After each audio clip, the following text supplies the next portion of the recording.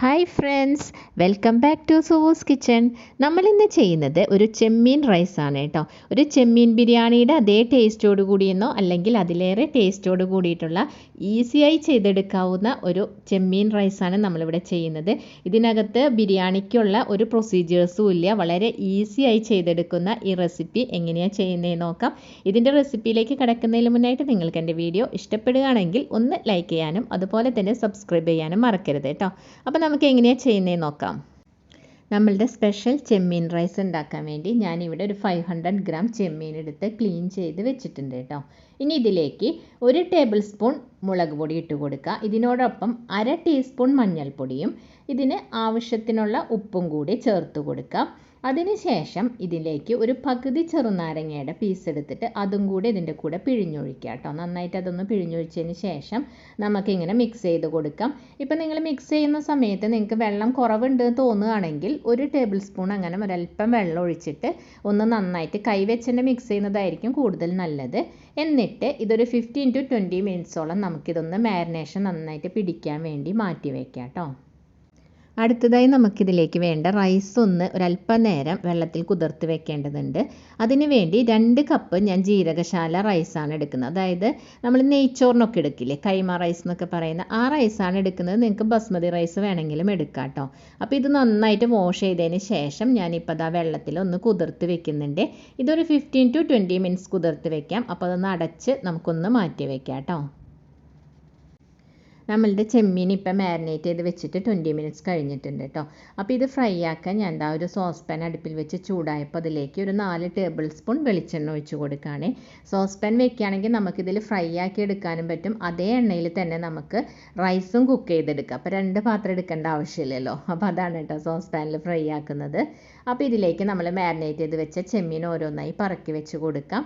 ഇപ്പോൾ ഇതാ ഞാനിവിടെ എല്ലാം പറക്കി വെച്ചിട്ടുണ്ട് കേട്ടോ. ഇനി നമുക്കിത് തിരിച്ചും മറിച്ചൊക്കെ ഇട്ട് പെട്ടെന്ന് തന്നെ ഒരു 4-5 മിനിറ്റിനുള്ളിൽ തന്നെ ചെമ്മീൻ ഫ്രൈ ആയിട്ട് കിട്ടും. പെട്ടെന്ന് വെന്ത് കിട്ടുമല്ലോ. ഒരുപാട് അങ്ങ് ഡീപ്പ് ഫ്രൈ ചെയ്യേണ്ട ആവശ്യമില്ല കേട്ടോ. അപ്പോൾ ദാ ഇപ്പം ഞാനിതൊന്ന് തിരിച്ചും മറിച്ചൊക്കെ ഇട്ട് ഒന്ന് ഫ്രൈ ആക്കിയിട്ടുണ്ട്. ഈ പാകം മതിയാവും. ഇപ്പോൾ നമുക്ക് ഈ ചെമ്മീൻ മാത്രം ഇതിൽ നിന്ന് എടുത്ത് വേറൊരു പാത്രത്തിലേക്ക് മാറ്റാം.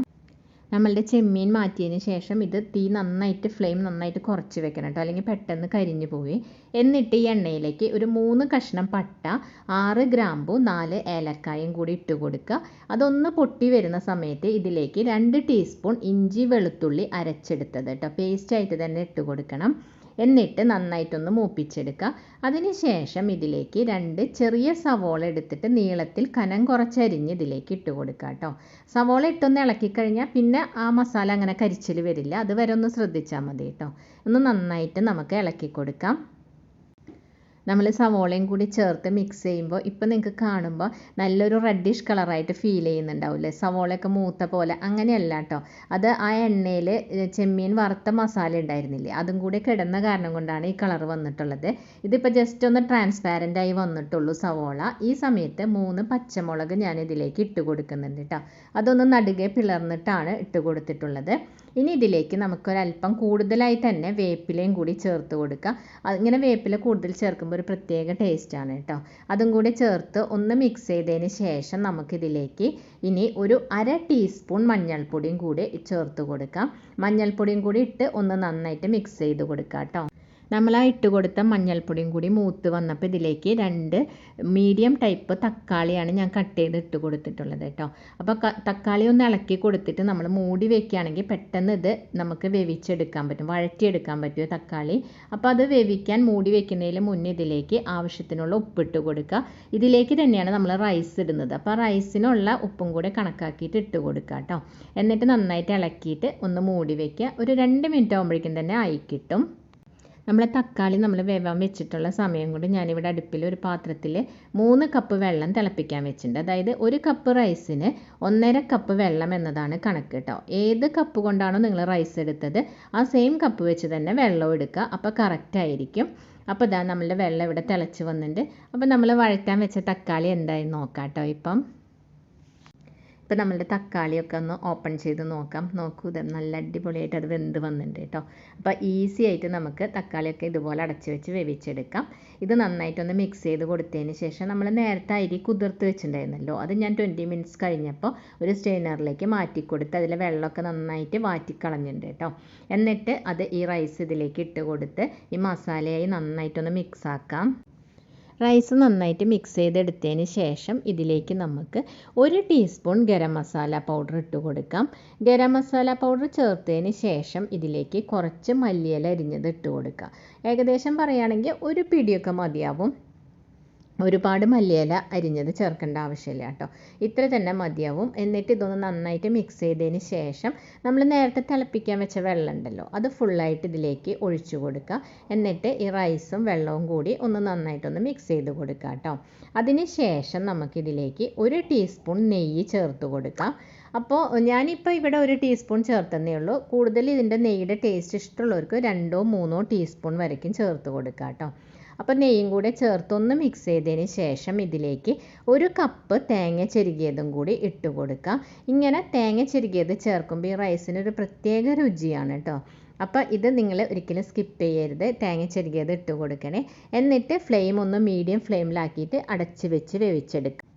ഇപ്പോൾ ഇവിടെ ഒരു 7-8 മിനിറ്റ് കഴിയുമ്പോഴേക്കും ഞാനിത് ഓപ്പൺ ചെയ്തിട്ടുണ്ട്. അപ്പോൾ നമ്മളുടെ വെള്ളമൊക്കെ നന്നായി വറ്റി കറക്റ്റായിട്ട് വെന്ത് വന്നിട്ടുണ്ട്. ഒട്ടും കുഴഞ്ഞൊന്നും പോയിട്ടില്ല കേട്ടോ. അപ്പോൾ നമ്മൾ ഇതിൽ എടുക്കുന്ന വെള്ളത്തിൻ്റെ അളവ്, അതുപോലെ തീയുടെ ഫ്ലെയിം ഒരു സ്ലോ ടു മീഡിയം ഫ്ലെയിമിൽ തന്നെ വെക്കുക. അതൊക്കെ ഒന്ന് ചെറിയ ചെറിയ കാര്യങ്ങൾ ശ്രദ്ധിച്ചാൽ നമുക്ക് ഒട്ടും തന്നെ കുഴഞ്ഞു പോകാതെ റൈസ് വേവിച്ചെടുക്കാൻ പറ്റുമേ. ഇപ്പോൾ ഇതാ നോക്കൂ, നമ്മളുടെ റൈസ് കറക്റ്റ് ഇതാ, ഒട്ടും തന്നെ വെള്ളമൊന്നുമില്ല. റൈസ് കറക്റ്റായിട്ട് നമുക്ക് വെന്ത് കിട്ടിയിട്ടുണ്ട് കേട്ടോ. ഇപ്പോൾ ഈ ഒരു പാകത്തിൽ നമുക്കിനിയിപ്പോൾ ഇതൊന്ന് തട്ടിപ്പൊത്തി വെക്കണം. എന്നിട്ട് ഇതിൻ്റെ മുകളിൽ ചെമ്മീനൊന്ന് നിരത്തി കൊടുത്ത് ഒരു 10 മിനിറ്റ് നേരം നമുക്കൊന്ന് ദം ചെയ്തെടുക്കണം. സ്ലോ ഫ്ലെയിമിൽ വെച്ചിട്ട് ദം ചെയ്യണേ. അപ്പോൾ ഞാൻ ഇതിൻ്റെ മുകളിൽ നേരത്തെ ഫ്രൈ ചെയ്ത ചെമ്മീനൊന്ന് നിരത്തി കൊടുക്കുന്നുണ്ട്. ചെമ്മീൻ നിരത്തി കൊടുത്തതിന് ശേഷം ഇതിലേക്ക് ഒരല്പം മല്ലിയിലയും കൂടി തൂകി കൊടുക്കാം. അപ്പോൾ അതാ മല്ലിയിലയും കൂടി ഇതിൽ തൂകിയതിന് ശേഷം നമുക്കിനി ഇതൊന്ന് അടച്ച് വെക്കണം. അപ്പോൾ അടച്ച് വെച്ച് ഒരു 10 മിനിറ്റ് നമ്മൾ ദം ചെയ്യുന്നത് പോലെയാണ് ചെയ്തെടുക്കുന്നത് കേട്ടോ. അപ്പോൾ ഫ്ലെയിം തീരെ സിമ്മിലേക്ക് വെച്ച് കൊടുക്കുക. അപ്പോൾ എൻ്റെ ലിഡിന് ഇതാ ഇവിടെ ഒരു ഹോളുണ്ട്. അപ്പോൾ അതിലൂടെ ആവി പുറത്തേക്ക് പോരാതിരിക്കാൻ ഞാൻ അവിടെ ഒരു ഗ്രാമ്പു വെച്ചതൊന്ന് കവർ ചെയ്യുന്നുണ്ട് കേട്ടോ. ഇനി 10 മിനിറ്റ്സ് കഴിഞ്ഞിട്ട് നമുക്ക് നോക്കാം. അപ്പോൾ ഇവിടെ 10 മിനിറ്റ്സ് കഴിഞ്ഞിട്ടുണ്ട് കേട്ടോ. നമ്മളുടെ റൈസിൻ്റെ ലിഡൊക്കെ ഞാൻ മാറ്റി ഇതേ നോക്കൂ, നല്ല അടിപൊളിയായിട്ട് വന്നിട്ടുണ്ട് കേട്ടോ. അപ്പോൾ നമുക്ക് നോക്കാം എങ്ങനെയാണെന്നുള്ളത്. ഇതാ ഇപ്പോൾ ഒട്ടും തന്നെ കുഴഞ്ഞൊന്നും പോയിട്ടില്ല. നമ്മളുടെ റൈസ് നല്ല പെർഫെക്റ്റ് ആയിട്ടാണ് കിട്ടിയിട്ടുള്ളത് കേട്ടോ. അപ്പോൾ ഇത് ബിരിയാണി ഉണ്ടാക്കുന്നതിൻ്റെ ആ ഒരുപാട് പ്രൊസീജിയേഴ്സ് ഒന്നും തന്നെ ഇതിലില്ല. നമ്മൾ ഉള്ളി വറുക്കലോ നട്ട്സ് വറുത്തിടലോ ഒന്നും ചെയ്തിട്ടില്ല കേട്ടോ. ഞാനപ്പോൾ ഇതൊരു സെർവ് ചെയ്യുന്ന പ്ലേറ്റിലേക്ക് മാറ്റി കൊടുക്കുകയാണേ. അപ്പോൾ ഇതിലേക്ക് മാറ്റി നോക്കൂ, കണ്ടോ കറക്റ്റ് സ്ട്രക്ചറാണ് നമുക്ക് കിട്ടിയിട്ടുള്ളത് കേട്ടോ. അപ്പോൾ ഇതിൻ്റെ മുകളിൽ നിങ്ങൾക്ക് ഡെക്കറേറ്റ് ചെയ്യാം, മല്ലിയിലയോ എന്താണോ നിങ്ങളുടെ ഒരു ഭാവനയ്ക്കനുസരിച്ച് എങ്ങനെ വേണമെങ്കിലും ഇത് ഡെക്കറേറ്റ് ചെയ്യാം. ഞാനിപ്പോൾ കുറച്ച് മല്ലിയില വെച്ചാണ് ഡെക്കറേറ്റ് ചെയ്തിട്ടുള്ളത്. അപ്പോൾ വളരെ ഈസിയും അതുപോലെ തന്നെ നല്ല ടേസ്റ്റിയുമാണ് ഈ റൈസ് കേട്ടോ. നിങ്ങൾ ഇതുവരെ ട്രൈ ചെയ്ത് നോക്കിയിട്ടില്ലെങ്കിൽ ഒന്ന് ട്രൈ ചെയ്ത് നോക്കി ഇഷ്ടപ്പെടുകയാണെങ്കിൽ ലൈക്ക് ചെയ്യാനും അതുപോലെ തന്നെ സബ്സ്ക്രൈബ് ചെയ്യാനും അഭിപ്രായങ്ങൾ കമൻറ്റ് ചെയ്യാനും മറക്കരുത് കേട്ടോ. അടുത്ത പുതിയൊരു വീഡിയോയുമായി കാണുന്നവരേക്കും ബൈ. താങ്ക്സ് ഫോർ വാച്ചിങ് സൂസ് കിച്ചൺ.